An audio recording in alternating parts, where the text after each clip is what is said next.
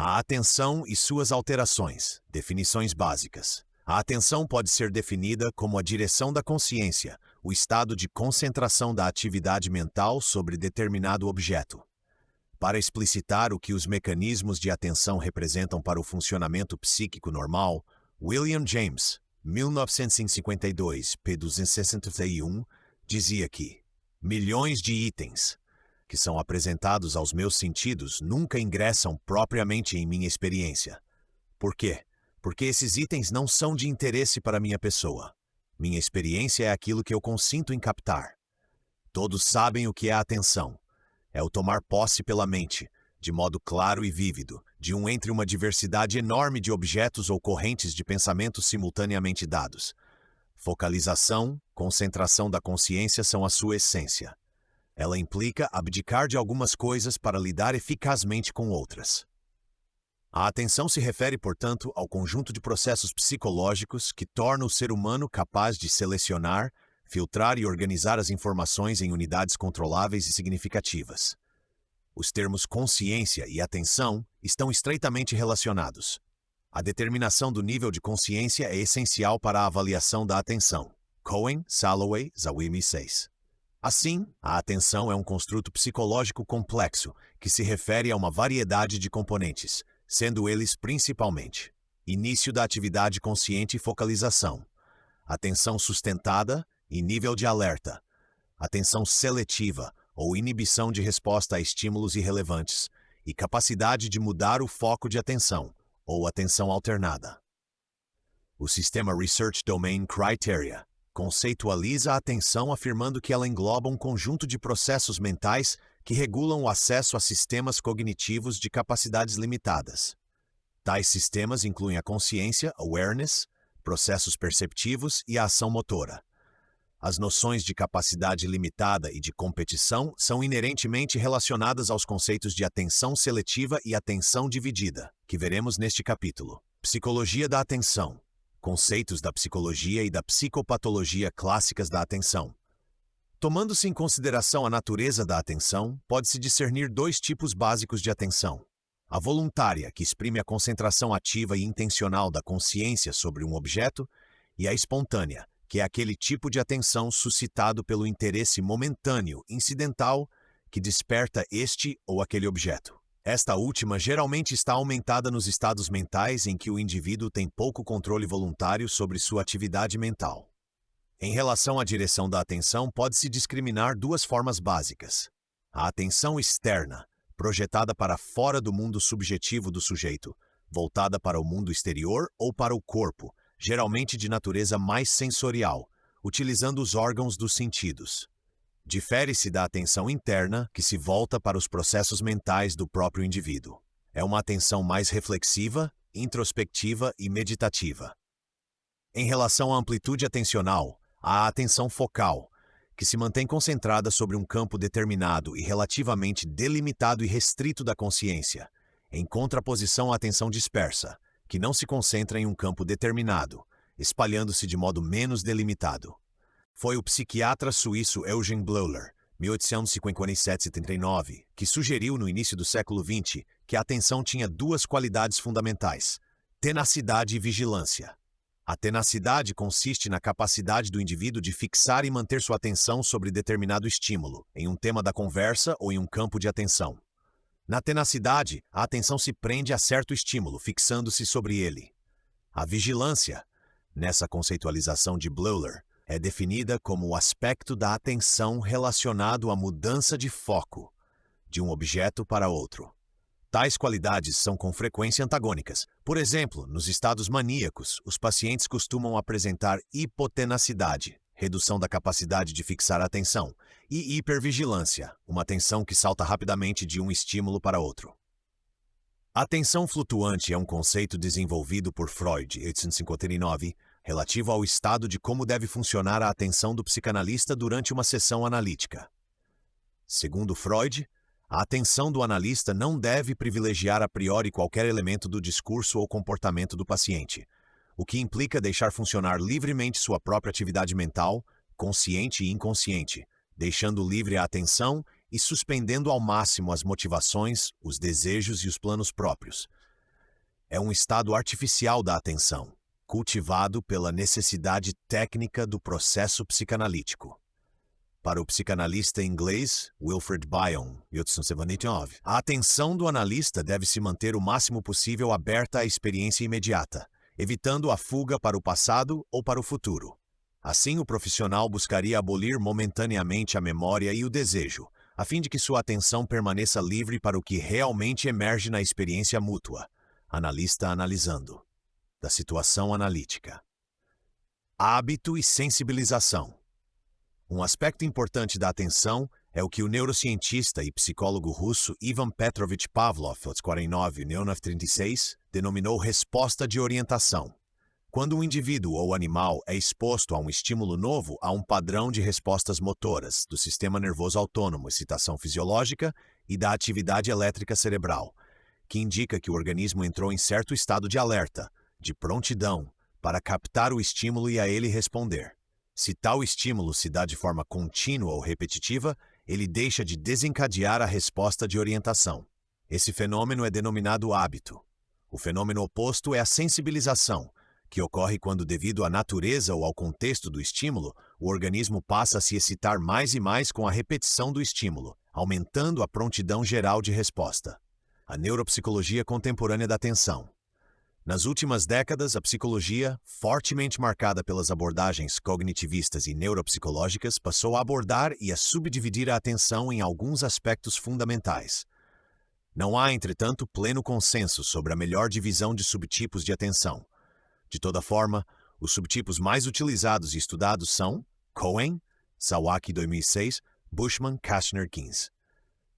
Capacidade e foco de atenção. Atenção concentrada ou concentração. Atenção dividida. Atenção alternada. Atenção sustentada. Seleção de resposta e controle executivo. 1. Capacidade e foco de atenção. Referem-se à focalização da atenção e estão intimamente associados à experiência subjetiva de concentração. A capacidade de atenção concentrada sobre um estímulo ou um campo atencional se verifica quando o indivíduo consegue aplicar e focar toda a sua atenção em tal campo ou estímulo. Ela não é constante com o passar do tempo, flutuando em função de fatores extrínsecos. Valor dos estímulos para o indivíduo, demandas de respostas predominantes e de fatores intrínsecos, fatores energéticos, como estado afetivo e grau de motivação, e fatores estruturais, como velocidade de processamento e capacidade de memória. A capacidade de focalizar a atenção concentrando-se relaciona-se diretamente com o número de operações mentais que precisam ser realizadas ao mesmo tempo e com a dificuldade das tarefas. 2. Atenção seletiva. Diz respeito aos processos que permitem ou facilitam a seleção de estímulos e informações relevantes para o sujeito e seu processamento cognitivo. Ela resume a qualidade mais importante dos processos atencionais, a seletividade. A atenção seletiva diz respeito, portanto, à manutenção da atenção apesar da presença de estímulos distratores e ou concorrentes. Todo o tempo, o sujeito é inundado por um número quase infinito de sinais vindos do exterior ou do interior. A atenção seletiva limita as informações que chegam aos sistemas cerebrais neurocognitivos. Além disso, aumenta a capacidade de processar e dar conta dos estímulos e das informações mais relevantes, mais essenciais para o sujeito, fundamentais para o desempenho cognitivo e o comportamental global.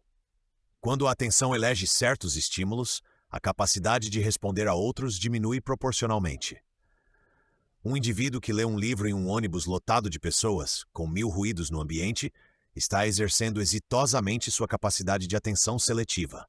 Há certa sobreposição entre os conceitos de atenção seletiva e atenção concentrada.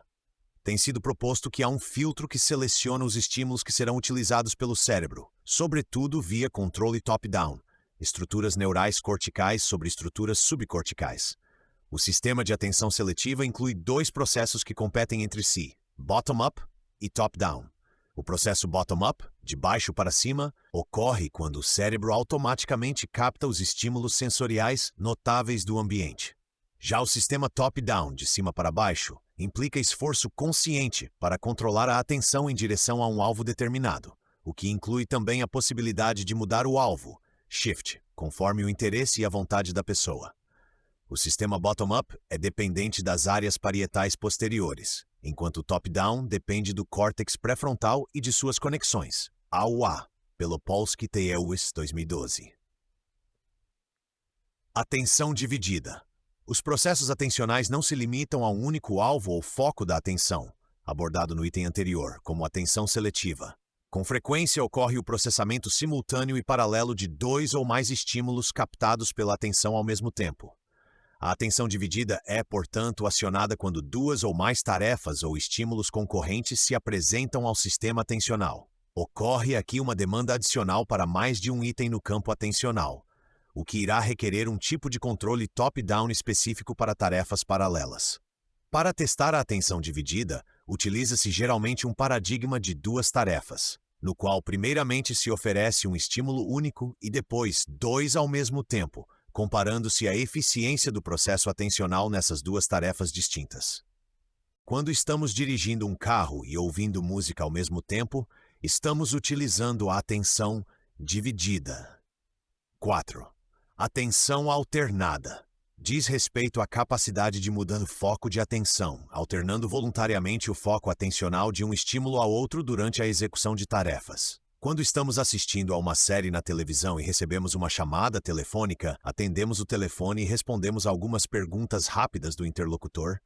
Depois voltamos ao enredo da série. Estamos exercendo nossa capacidade para atenção alternada. Trata-se de uma capacidade atencional, em certa medida, sobreposta conceitualmente à atenção dividida.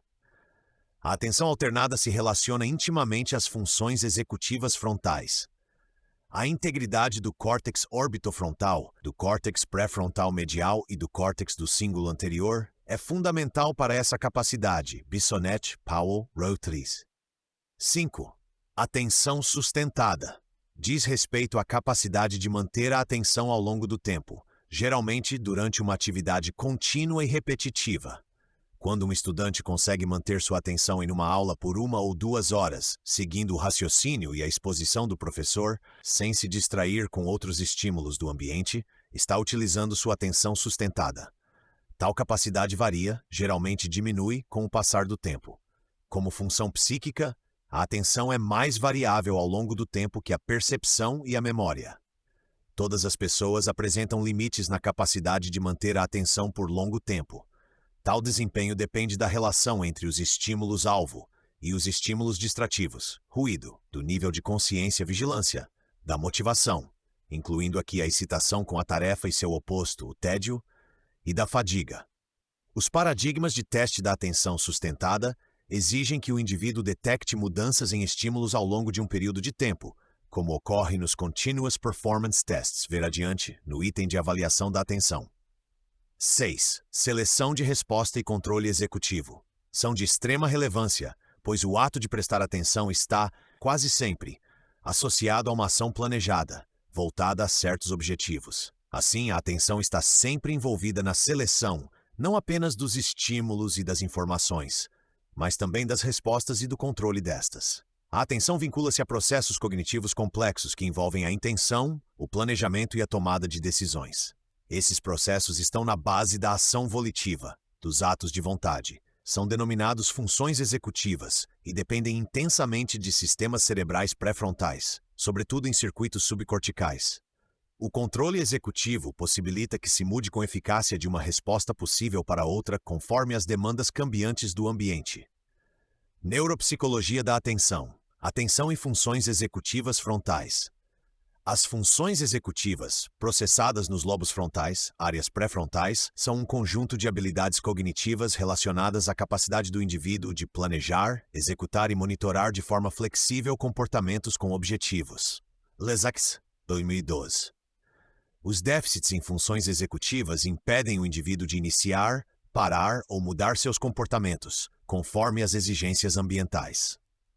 As funções executivas incluem processos cognitivos relacionados à ação apropriada sobre o ambiente, ou seja, processos relacionados ao agir, como o planejamento da ação, início da atividade, geração de hipóteses, flexibilidade cognitiva, tomada de decisões, regulação do comportamento, julgamento, utilização de feedback e autopercepção.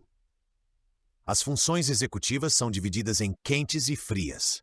As quentes incluem os aspectos emocionais e volicionais como parte central de tais funções, enquanto as frias se referem a atividades cognitivas sem envolvimento de fatores emocionais, como, por exemplo, realizar cálculos matemáticos mentalmente ou decorar números. Em neuropsicologia, a atenção é vista por alguns autores como uma função básica de apoio às funções executivas, e por outros como parte das funções executivas. De qualquer forma, como modelo da interação entre a atenção e as funções executivas, incluindo o controle executivo, 4 componentes têm sido sugeridos: memória de trabalho, seleção competitiva, competição entre diferentes estímulos, controle sensorial top-down, do córtex pré-frontal para os processos sensoriais e de vigília, e filtros de saliência, seleção dos estímulos mais salientes. No processo bottom-up, as informações sensoriais que chegam ao cérebro são filtradas a partir de sua importância para o sujeito, sendo filtrados os estímulos mais relevantes do ponto de vista de sobrevivência, assim como os mais infrequentes. Os estímulos são então codificados e sofrem uma seleção competitiva baseada na força relativa do sinal, no sentido de poder acessar o sistema de memória de trabalho. Sendo um dos elementos principais das funções executivas, a memória de trabalho usa a informação fornecida pelo processo atencional para dirigir e gerenciar os comportamentos subsequentes, assim como faz dirigir a atenção por meio de um mecanismo top-down mediado pelo córtex pré-frontal. Atenção e memória de trabalho. As relações entre a atenção e a memória de trabalho, ver também capítulo A Memória e suas alterações, são complexas. A memória de trabalho tem um papel central em toda a cognição. Ela corresponde à habilidade de manter itens, percepções e tarefas ativos na mente, online, sem se apoiar em mais estímulos do mundo externo. A memória de trabalho age como um núcleo gerenciador de trabalho, no qual percepções e pensamentos constantemente atualizados são processados, transformados e manipulados. As áreas cerebrais envolvidas no controle da atenção se sobrepõem às áreas requeridas pela memória de trabalho, em particular, as redes frontoparietais.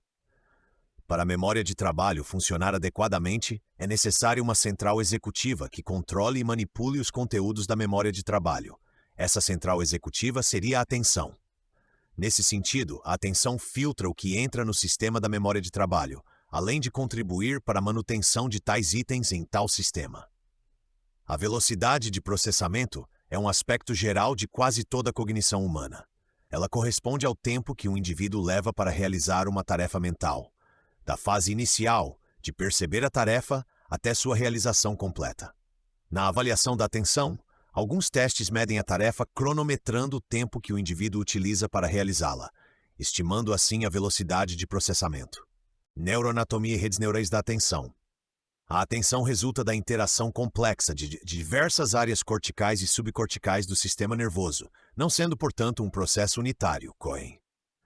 As principais estruturas subcorticais do sistema nervoso relacionadas à atenção são: no tronco cerebral, o sistema reticular ativador ascendente e o locus ceruleus noradrenérgico. No diencéfalo, o tálamo, e no telencéfalo, o corpo estriado. No nível cortical, o córtex parietal posterior direito, não dominante, o córtex pré-frontal e o giro cingulado anterior, também na região frontal, assim como estruturas do lobo temporal medial do sistema límbico. O SRAA possibilita o nível de consciência básico para manter a vigilância necessária aos processos de atenção. Assim, fornece a preparação inespecífica à atenção. O LCN é o principal centro de alerta subcortical, importante para a manutenção de um estado de alerta eficiente. A noradrenalina do LCN inibe a atividade neuronal espontânea, permitindo o aumento da resposta neuronal específica para estímulos sensoriais. Os núcleos intrares do tálamo filtram os sinais enviados pelo tronco cerebral e os projetam para o núcleo caudado, no corpo estriado, e para o córtex pré-frontal, assim como para outras áreas corticais, exceto as áreas sensoriais primárias. O núcleo reticular do tálamo também tem associações recíprocas com o córtex pré-frontal e com núcleos sensoriais do tálamo. Ele age como um filtro ou uma comporta, permitindo que apenas algumas informações prossigam em direção ao córtex cerebral. Cohen, Zawacki, Langnev, Dykes. Por sua vez, o córtex parietal, sobretudo o posterior direito, também está envolvido na seleção sensorial, principalmente na atenção seletiva visual e na atenção dirigida ao espaço extrapessoal, ao passo que o córtex frontal do cíngulo se vincula à intensidade do foco de atenção e à motivação. No nível cortical, são as estruturas do córtex pré-frontal as mais relevantes à atenção. As áreas pré-frontais dorsolaterais, na porção mais externa e alta do cérebro frontal, estão muito relacionadas à seleção de resposta e controle seletivo.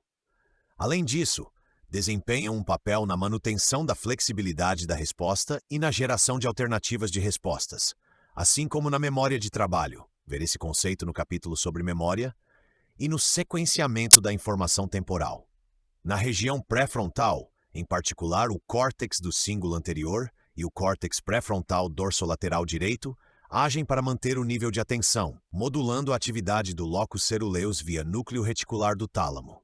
Além disso, o sistema atencional de alerta é mediado ainda por um circuito frontoparietal ventral direito, também responsável pela obtenção e manutenção de um nível apropriado de alerta atencional. Lesões nas áreas frontais dorsolaterais produzem alterações da atenção, como distraibilidade, impersistência e perseveração, repetição automática de respostas. Já as áreas pré-frontoorbitomediais, córtex frontal medial acima dos globos oculares, relacionam-se à modulação dos impulsos, ao humor e à memória de trabalho. Lesões nessas áreas ocasionam alterações da atenção relacionadas à impulsividade, desinibição e labilidade afetiva. Cohen, Salloway, Zawacki, Langner, Eickhoff, 2013. Além dos lobos frontais, diversas estruturas límbicas nas porções medianas dos lobos temporais estão envolvidas no interesse afetivo, principalmente no que diz respeito à atração, motivação, importância do estímulo e carga emocional que este ou aquele objeto desperta na mente. Assim, também participam dos mecanismos neuronais da atenção. Nesse sentido, há consenso de que os aspectos motivacionais e afetivos da atenção, mobilizados em áreas límbicas, devam interagir com os aspectos de seleção e hierarquização da atividade consciente, elaborados em áreas pré-frontais e parietais, produzindo um vetor final, a saber, a atividade atencional do indivíduo.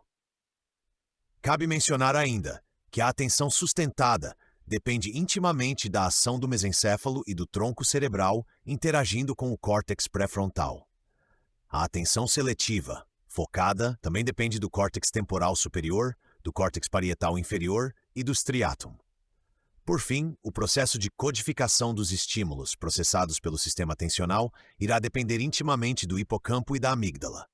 Psicopatologia da atenção. A alteração mais comum e menos específica da atenção é sua diminuição global, a chamada hipoprosexia. Nessa condição se verifica uma perda básica da capacidade de concentração, com fatigabilidade aumentada, o que dificulta a percepção dos estímulos ambientais e a compreensão.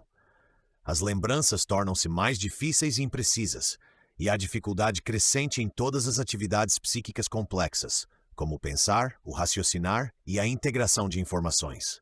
Denomina-se a prosexia a tal abolição da capacidade de atenção, por mais fortes e variados que sejam os estímulos utilizados. Por sua vez, a hiperprosexia consiste em um estado da atenção exacerbada, no qual há uma tendência incoercível a obstinar-se, a deter-se indefinidamente sobre certos objetos com surpreendente infatigabilidade. Em psicopatologia, usa-se o termo distração para um sinal, não de déficit propriamente. Não é anormalidade, mas de superconcentração ativa da atenção sobre determinados conteúdos ou objetos, com a inibição de tudo o mais. Nobre de Mello. Há, nesse sentido, certa hipertenacidade e hipovigilância. É o caso do cientista, que pelo fato de seu interesse e de sua atenção estarem totalmente voltados para um problema, comete erros do tipo esquecer onde estacionou o carro ou colocar meias de cores diferentes. Já a distraibilidade, diferentemente da distração, é um estado patológico que se exprime por instabilidade marcante e mobilidade acentuada da atenção voluntária, com dificuldade ou incapacidade para fixar-se ou deter-se em qualquer coisa que implique esforço produtivo. Ou seja, a atenção do indivíduo é muito facilmente desviada de um objeto para outro. Valor diagnóstico das alterações da atenção. Veremos a seguir os quadros clínicos nos quais são verificadas alterações da atenção. Essas alterações podem ocorrer tanto em distúrbios neuropsiquiátricos e neuropsicológicos, como em transtornos mentais. Distúrbios neuropsiquiátricos e neuropsicológicos. Quadros de delírio causados por distúrbios sistêmicos, neurológicos e neuropsicológicos, em que se verificam diminuição do nível de consciência e déficit de atenção, ocorrem em encefalopatias metabólicas, por alteração de níveis de oxigênio, glicose e do equilíbrio eletrolítico, acúmulo de catabólitos, etc. Meningoencefalites, acidentes vasculares cerebrais, esclerose múltipla e quadros tumorais. Os distúrbios da atenção estão sempre ou quase sempre presentes nos quadros de delírio. No transtorno cognitivo leve, declínio cognitivo leve, comum em idosos, verificam-se alterações da atenção relacionadas a maior demora em realizar as tarefas do dia a dia. Devido ao déficit de atenção, o indivíduo passa a cometer mais erros em suas tarefas rotineiras e a ter dificuldades na atenção dividida, dificuldade para ouvir o noticiário no rádio e preparar a refeição. American Psychiatric Association. De modo geral, o déficit atencional no TCL vem associado a déficits em funções executivas. Muitas vezes, a família relata que o paciente se apresenta com algumas novas dificuldades na vida diária, como dificuldade em preparar as refeições, assinar cheques ou documentos, se distrai com facilidade, etc. E os familiares se preocupam com a capacidade de autocuidado do indivíduo. Langa. Nas demências, as alterações de atenção costumam estar presentes desde as fases iniciais. Clinicamente, elas se revelam pelas marcantes perturbações do paciente em ambientes com múltiplos estímulos e nas limitações que apresenta no lidar com eventos e estímulos concomitantes. Os déficits atencionais nas demências também se entrelaçam com as funções executivas, a memória e a aprendizagem. American Psychiatric Association, 2014. Na demência de Alzheimer, assim como na demência vascular DV, os pacientes têm dificuldades em tarefas que requerem concentração e foco, assim como em atividades de controle executivo.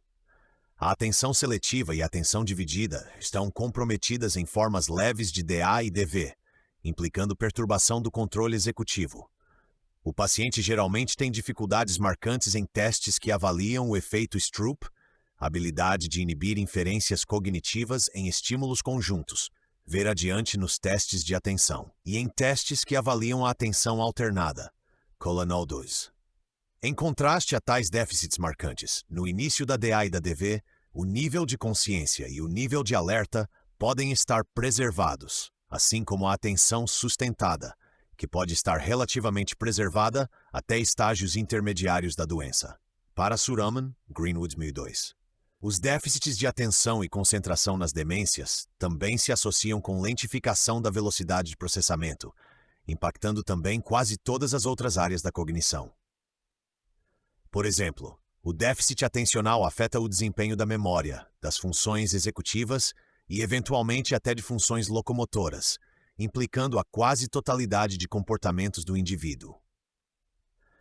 Na demência frontotemporal, a atenção é consideravelmente prejudicada, podendo haver pronunciada distraibilidade, impulsividade e dificuldades com estímulos distraidores, como no Stroop Test.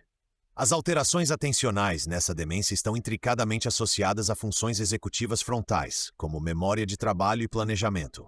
As habilidades visoespaciais costumam estar preservadas, Caixet 2006.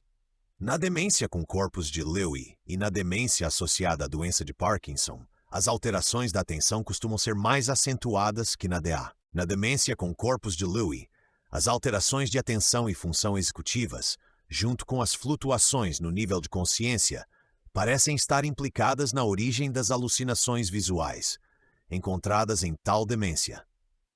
Nas demências em que há um componente subcortical mais marcante, como na demência na doença de Huntington, na demência associada a HIV/AIDS e, sobretudo, em demências vasculares com predomínio subcortical, verifica-se maior prejuízo da atenção, maior lentificação na velocidade de procedimento e prejuízo nas funções executivas frontais. Cabe lembrar, por fim, que nas demências, alterações de atenção também podem estar relacionadas a quadros episódicos de rebaixamento do nível de consciência, delírio que se sobrepõe ao quadro demencial.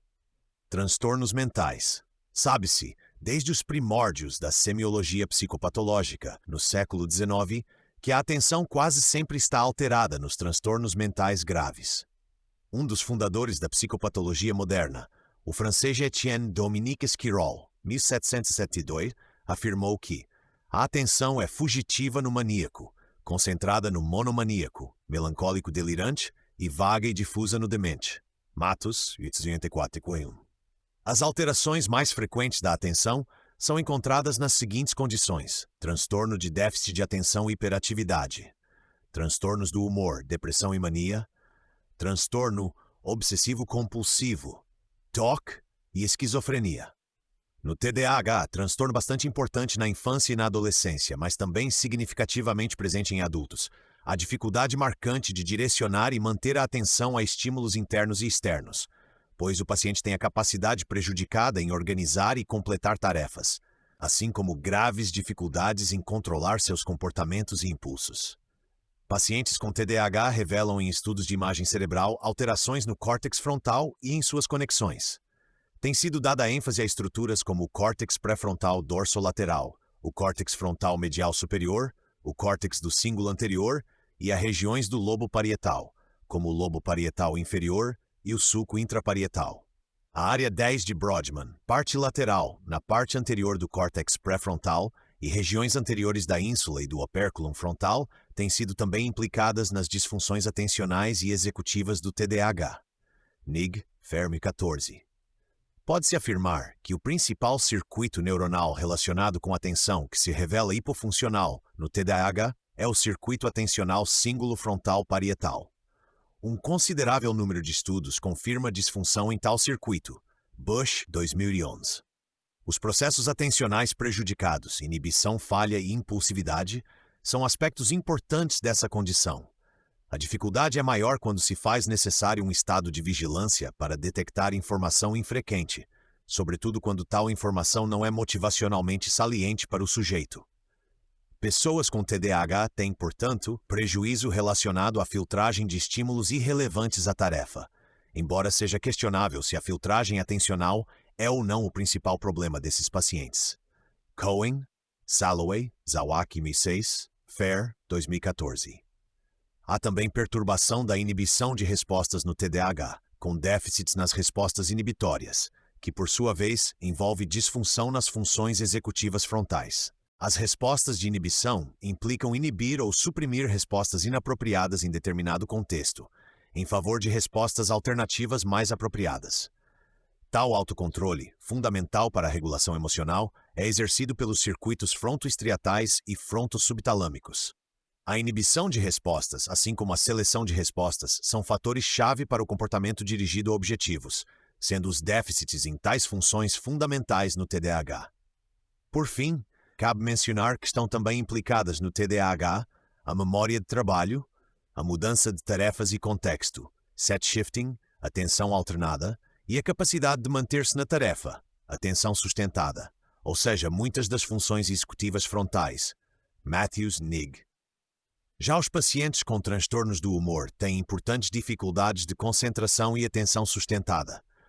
Há, nos quadros maníacos, diminuição marcante da atenção voluntária e aumento da atenção espontânea, com hipervigilância e hipotenacidade.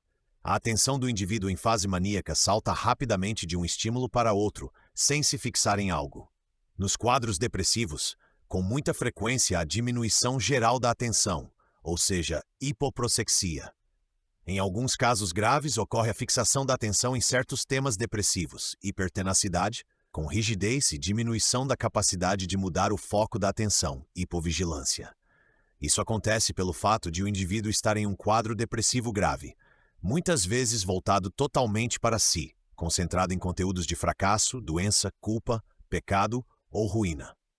Em pacientes deprimidos, o desempenho prejudicado em tarefas de atenção sustentada é, de modo geral, proporcional à gravidade do estado depressivo. A atenção seletiva sensorial costuma ser menos afetada.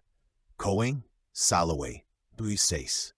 Em pessoas com transtorno depressivo, mesmo fora dos episódios de depressão, pode haver prejuízo da atenção e das funções executivas. Tais prejuízos atencionais podem também ter implicações para a funcionalidade ocupacional dos pacientes. Whitgall. Já pessoas com TOC apresentam atenção e vigilância excessivas e desreguladas e alterações em funções executivas, que geralmente se sobrepõem aos déficits atencionais.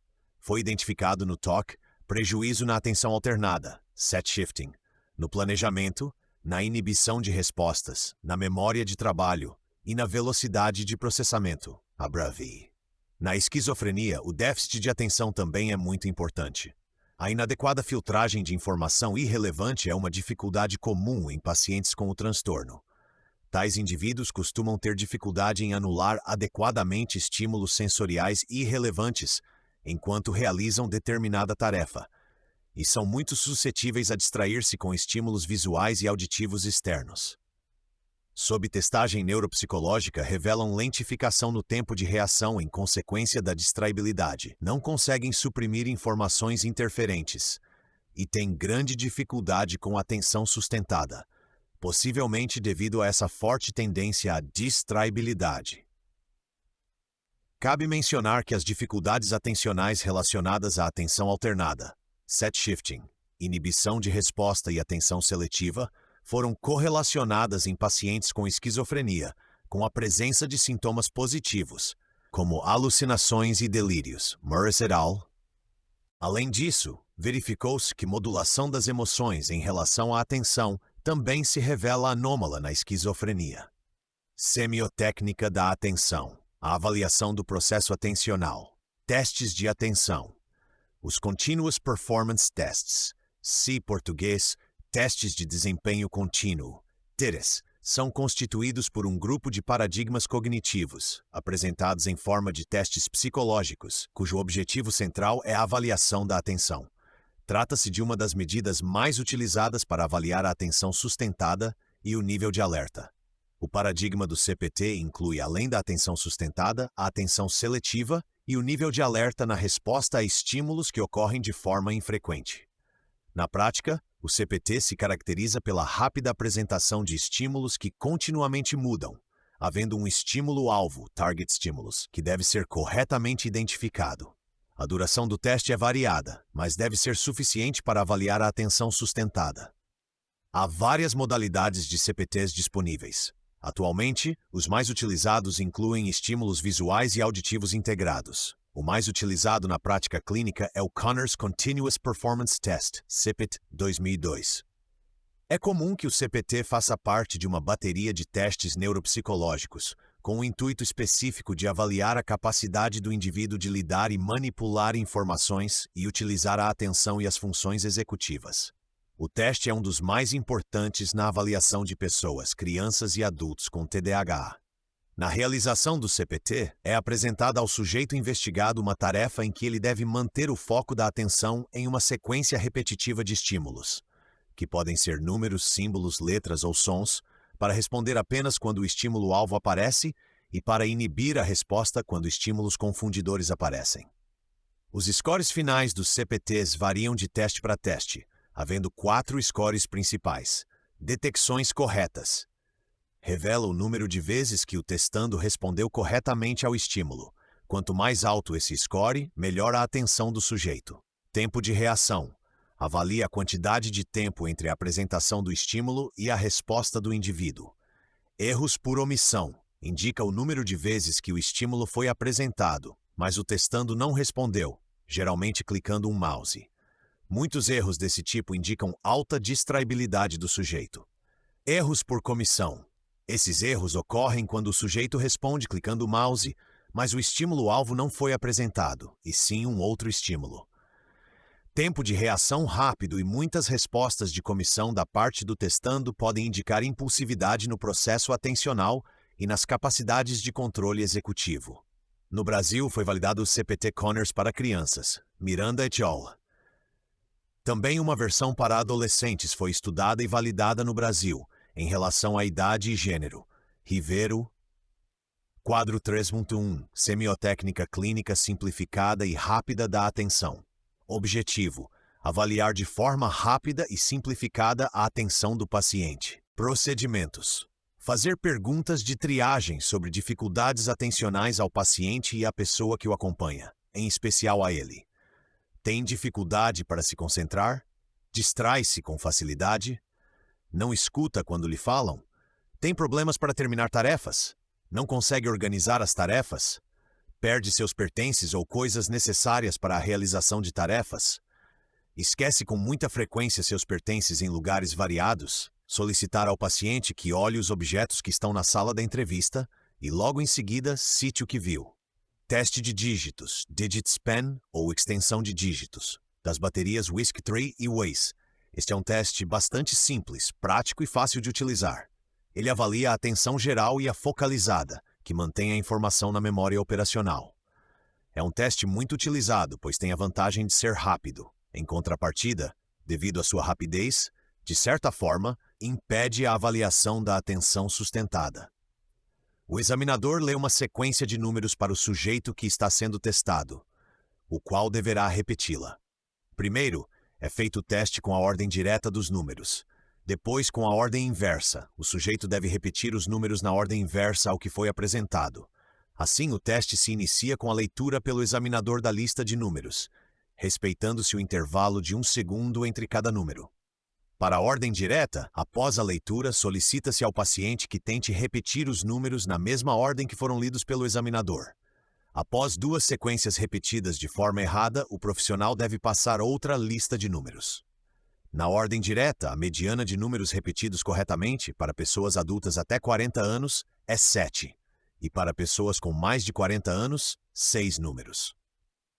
Na ordem inversa, após a leitura dos números, pede-se ao paciente para repetir os números do fim para o começo da sequência que foi falada pelo examinador. Aqui também, 2 sequências respondidas de forma errada devem encerrar o teste.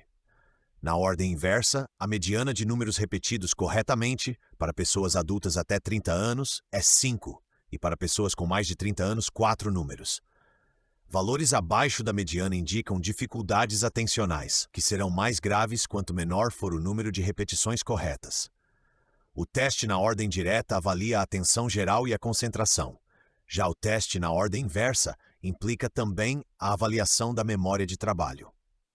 Quadro 3.2. Testes psicológicos padronizados para avaliação da atenção desenvolvidos ou disponíveis no Brasil.